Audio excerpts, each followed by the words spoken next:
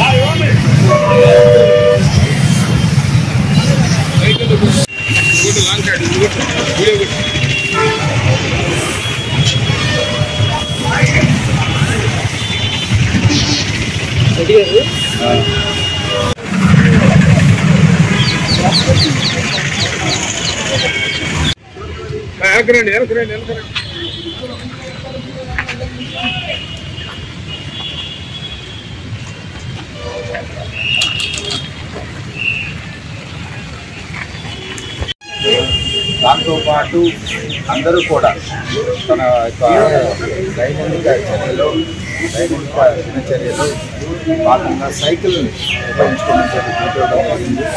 దానిలో భాగంగా మరి ఎంప్లాయీస్, తర్వాత ఎన్జిఓస్, తర్వాత కూడా ఈరోజు సైకిల్ ద్వారా వారి యొక్క దినచర్యను ప్రారంభించడం జరిగింది.